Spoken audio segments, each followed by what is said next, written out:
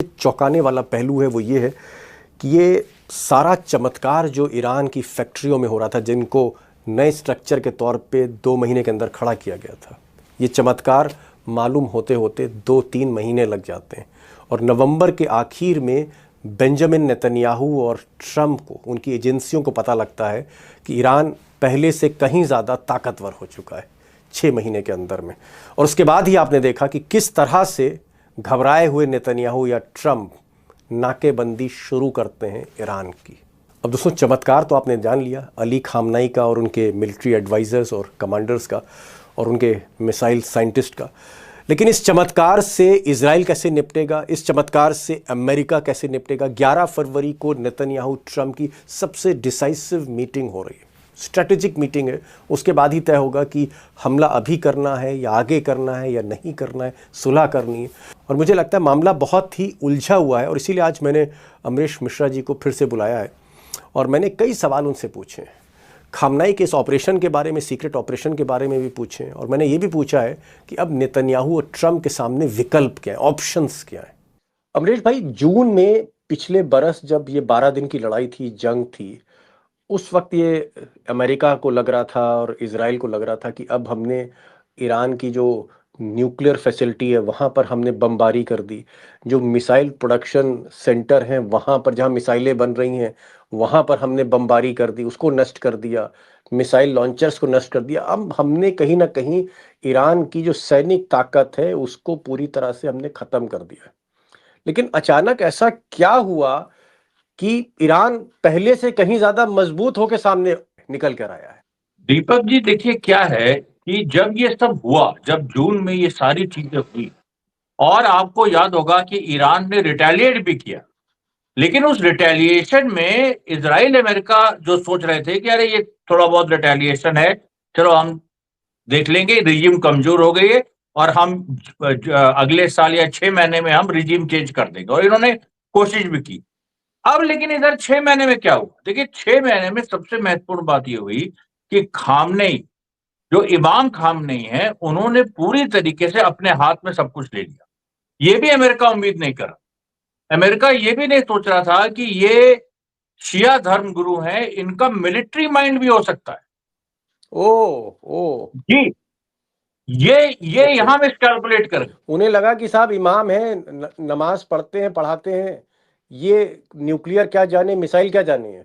बिल्कुल। और सबसे इंटरेस्टिंग बात यह है कि उनकी इमाम खामनेई की हिस्ट्री रही है, वो इराक ईरान वॉर में लड़े हैं और ये सब कुछ है, लेकिन फिर भाई पिछले 25 साल से तो वो एक वो वाला पहने हैं, लबादा रिलीजियस वाला, तो वो इससे ये लोग चकमा खा गए। इन लोगों ने सोचा नहीं था कि ये अभी तक इनका जो सैन्य दिमाग है वो शार्प है और ये पूरी तरीके से कंट्रोल में है। और ऐसी, और उन्होंने देखिए इमाम खामनेई ने उसी समय कहा था कि हमारे पास जो अभी सरप्राइजेस हैं वो हम आगे अनवेल करेंगे, क्योंकि उनको ये लग गया था कि ये जंग लंबी होगी। मतलब जो अभी 12 दिन की मतलब हुई है, अभी आपका खत्म कहने होगी। का मतलब यह है कि जून में हमले हुए, इनकी सारी जो फैक्ट्रीज, आप कारखाने कह सकते हैं, अंग्रेजी में फैसिलिटी बोलते हैं उसको, उन कारखानों को जब बमों से नष्ट किया तो इनको उम्मीद नहीं थी कि वो कारखाने फिर से खड़े हो जाएंगे, रीबिल्ड हो जाएंगे दोबारा। इसका मतलब जुलाई, अगस्त, सितंबर, 2-3 महीने में ये जो तस्वीरें आप देख रहे हैं, इसमें इन्होंने उन फैक्ट्रियों को फिर से रिबिल्ड कर दिया और प्रोडक्शन शुरू कर दिया 3 महीने के अंदर। 3 महीने के अंदर नहीं, 1 महीने के अंदर।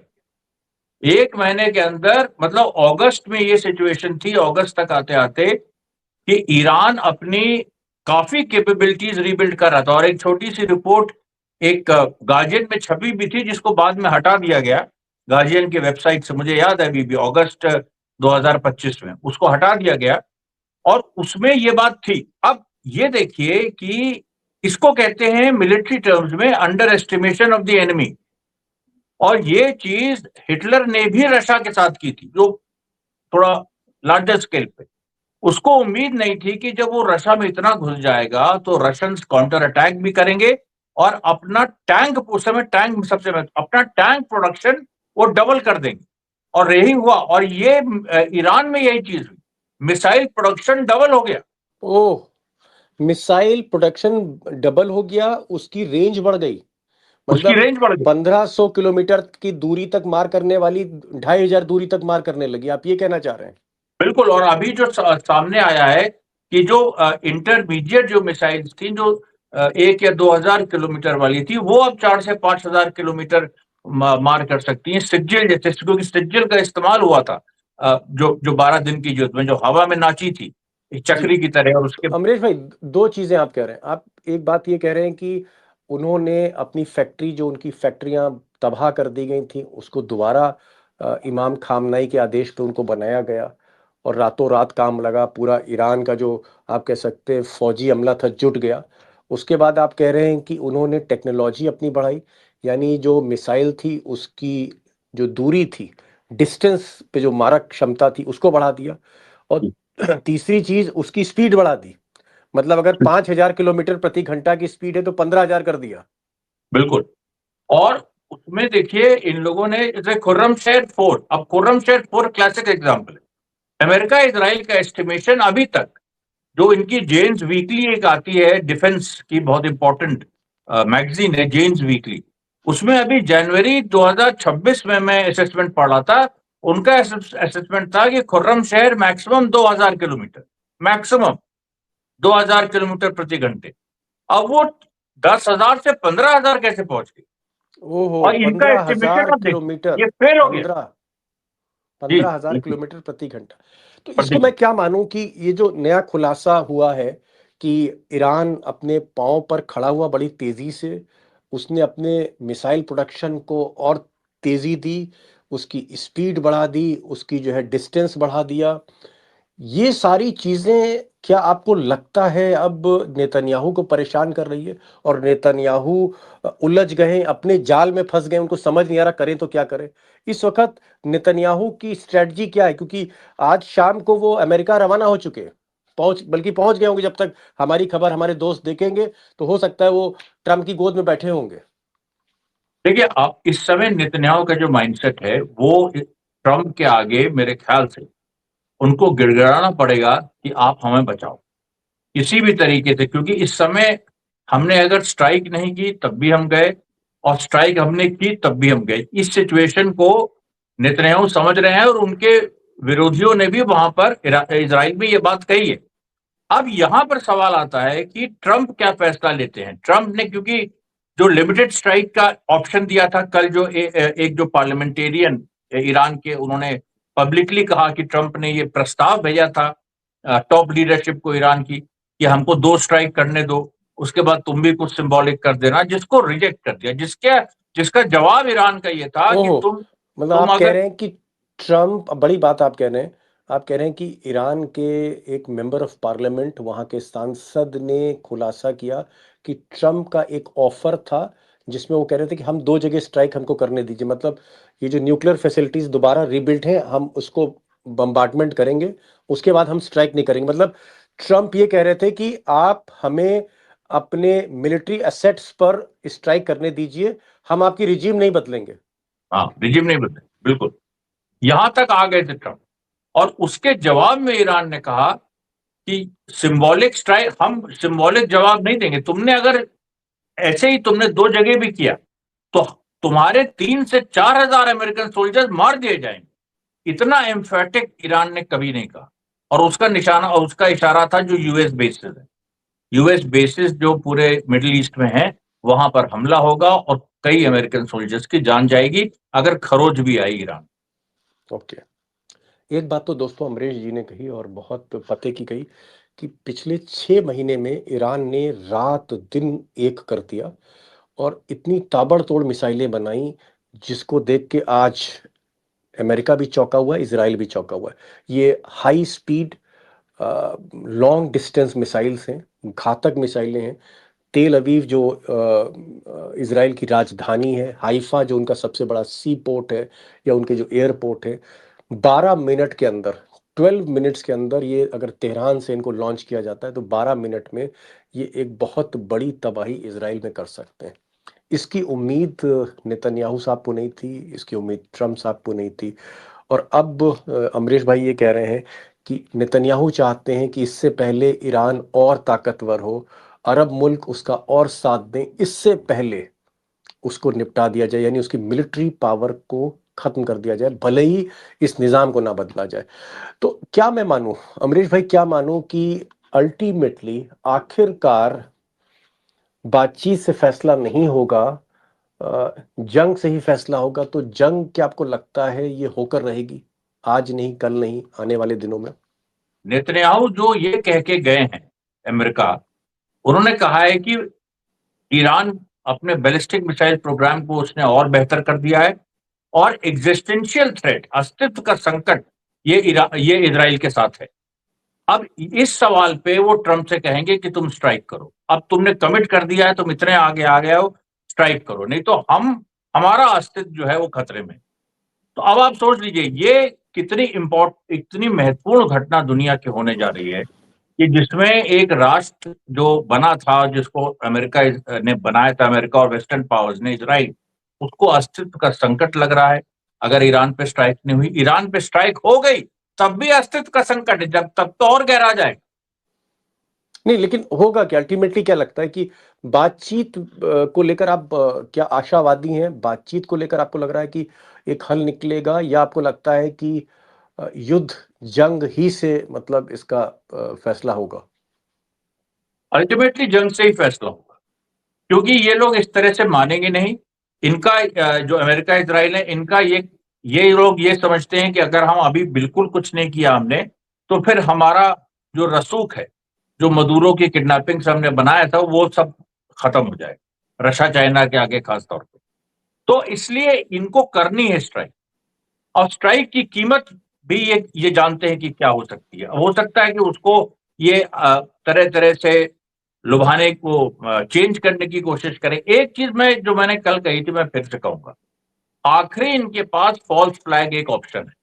फॉल्स फ्लैग का मतलब क्या हुआ, दोस्तों को समझाएं अगर आप आसान भाषा में। फॉल्स फ्लैग का मतलब कि जैसे कई बार मोसाद बॉम्बिंग करता है, सीआईए बॉम्बिंग करता है, तो वो ये दिखाते हैं कि जैसे एक थ्योरी है कि बहुत सारे आतंकवादी हमले जो अमेरिका पे हुए वो अमेरिका ने खुद कराए, लेकिन ब्लेम किया मुस्लिम्स को। तो ये होता है फॉल्स फ्लैग कि आप मतलब खुद प्रोवोक हमला करने के लिए, क्या करवाते हैं। कि आप कहीं ना कहीं एक चिंगारी भड़काओ और फिर हमला नहीं, करवाओ? चिंगारी आपके एजेंट्स करते हैं, जैसे ईरान में इनके एजेंट्स हैं। उनके पास अगर ये स्थिति, अगर वो इस उसमें है कि उनके पास कोई छोटे मोटे मिसाइल या इस तरह की चीजें ओके, हैं मैं समझ जो। गया। फॉल्स फ्लैग का आपका मतलब है कि ईरान से ही हमला होगा, लेकिन वो हमला अमेरिका के एजेंट्स करेंगे जो वहां छुपे हुए हैं, बिल्कुल और बिल्कुल दुनिया समझेगी कि ईरान ने का ये फैसला है, ईरान ने मिसाइल छोड़ी है, लेकिन वो कोई मोसाद का एजेंट होगा, कोई खुफिया एजेंट अमेरिका का होगा, बिल्कुल कि बिल्कुल जिससे अमेरिका को दुनिया के आगे बहाना ये नहीं। जस्टिफिकेशन मिल जाए कि साहब ईरान ने हम पर स्ट्राइक करी, अब हम जवाब दे रहे हैं। हाँ, राइट टू सेल्फ बिल्कुल डिफेंस। बिल्कुल, ये एक इनके पास आखिरी एक हथियार ओके, जिसको ये इस्तेमाल कर सकते तो आपको लग रहा है कि 11 फरवरी इंपॉर्टेंट होगा? ये जो बातचीत है, सबसे इंपॉर्टेंट बातचीत होने जा रही है नेतन्याहू ट्रंप की।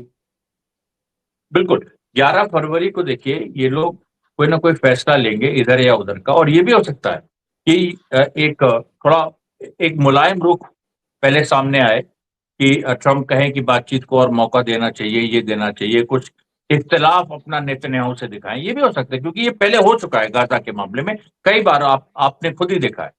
तो वो कुछ अपना इस तरीके से कर सकते हैं, लेकिन अंदर खाते इन लोगों की प्लानिंग है कि हमें स्ट्राइक करना है, चाहे जैसे करें, चाहे सीधे करें, चाहे फॉल्स फ्लैग के माध्यम से करें, लेकिन हमें और एक चीज स्ट्राइक और, करना। पिछली बार जैसे मैं देख रहा था अमरीश भाई, बातचीत चल रही थी, ओमान में बातचीत चल रही थी, उससे पहले इटली में एक राउंड बातचीत हो गई थी ईरान की और मीडिएटर्स की, और उसी बातचीत के बीच में अमेरिका ने हमला कर दिया। तो क्या ऐसा भी हो सकता है कि ट्रंप की स्ट्रैटेजी हो कि अली खामनाई, उनकी फौज, उनके विदेश मंत्री, इनको बातों में उलझाओ, और जब ये थोड़ा सा रिलैक्स रहे तब हमला कर दो, एलिमेंट ऑफ सरप्राइज जिसे कहते हैं? लेकिन वो एलिमेंट ऑफ सरप्राइज अब चला गया है ना, वो था उस समय 15-16 जनवरी 2026 के पास। अब वो नहीं है, अब वो तैयार है, अब वो इस चीज को अलर्ट है, एक्सपेक्ट कर कि हमको धोखा दिया जाएगा।